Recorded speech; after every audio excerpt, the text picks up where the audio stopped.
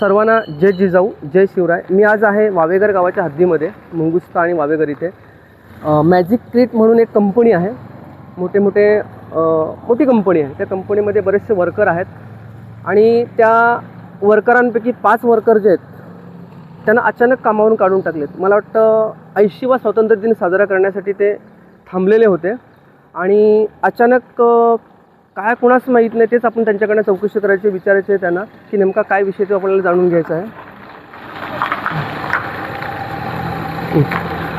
साहेब, तुमचं नाव सांगा आणि काय विषय तो नक्की सांगा। माझं नाव नंदू जयराम लोखंडे आहे, कारण की मी माझ्या गावातला पेशा अध्यक्ष आहे। एक मिनिट नाव आणि काय विषय नेमका सांगा। नंदू जयराम लोखंडे, मी मनोरमध्ये नेटाली या गावात राहतो आणि मी गावाचा पेशा अध्यक्ष असल्यामुळे मला गावात आणि आपल्या जे जिल्हा परिषद शाळा आहे तिथे जावे लागते आणि ह्याच्यामुळे काय होते का आम्ही स्वातंत्र्य दिवस साजरा करण्यासाठी तिथे गेलो असतो। आम्हाला माहिती नव्हतं का कंपनीत न गेल्यामुळे आम्हाला काढून टाकण्यात येईल, परंतु दुसऱ्या दिवशी आलो तेव्हा आम्हाला गेटवरती डायरेक्ट बोलण्यात आले, जे मॅनेजर साहेब आहेत त्यांनी डायरेक्ट बोलले की यांना ह्या तिघांना कुणालाच आतमध्ये घ्यायचं नाही आणि आम्हाला कोणते इन्फॉर्मेशन आणि काही पण हे काही न देता यांनी डायरेक्ट आम्हाला बाहेर थांबवण्यात आलं।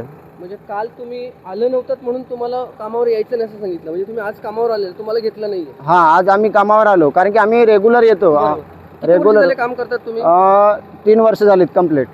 कुटुंब आहे तुम्हाला? हा, कुटुंब आहेत, 2 मुलं आहेत। मग आता काय करायचं मोठा प्रश्न असेल तुमच्यासमोर? हां, तेच म्हणतो, आता मी पण एक गाडी पण घेतले लोनवरती, करीबन त्याचा 11 ते 11.5 हजार रुपये डाऊन पे म्हणजे हे हप्ता आहे।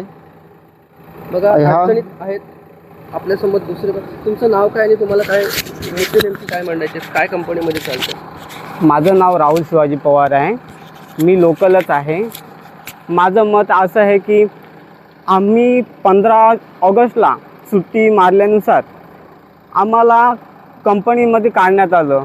आम्ही गेटवर आलो, गेटवरच्या आल्यानंतर आम्ही सिक्युरिटीला सांगितलं, तर तुम्ही पाहू शकता की सिक्युरिटीच्या गेटवर आमचं नाव लिहिलेलं आहे। जे 5 जण आहेत, ती रोहित आहे, राहुल आहे, नंदू आहे आणि स्वप्नील आहे, अशा 5 मुलांची नावं तिथे नोंदवली गेली आहेत आणि त्या मॅनेजर सरांनी तिथे सांगितले की यांना गेटवर घ्यायचं नाही। आणि दुसरी गोष्ट म्हणजे की आम्ही लोकल असल्यामुळे आमचा जो पगार आहे हा खूप कमी आहे आणि जे बाहेरून मुलं येतात त्यांचे परगावी येतात त्यांना पगार 27-25 या पद्धतीने दिले जातात। लोकल लोक आणि परप्रांतीय यांच्या पगारामध्ये मोठ्या प्रमाणात फरक आहे। मोठ्या फरक आहे। दुसरी गोष्ट की त्यांना राहायला वगैरे जागा पण असते, रूम्स असते। हो, त्यांना राहण्याची रूम पण दिलेली आहे, त्यांचे खाण्याचं जेवण सुद्धा तिथे दिलं जातं।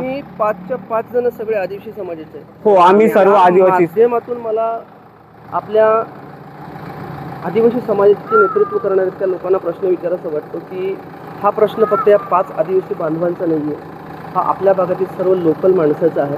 प्रत्येक कंपनीमध्ये हाच विषय आहे। या परिसरातली जी कंपनी आहेत त्यांना लोकल माणसं नको आहेत, त्यांना बाहेरचे माणसं पाहिजेत। याच्यावर कुठेतरी आवाज उठवायला पाहिजे। मला वाटतं हा एक पुढाकार घेतलेला आहे।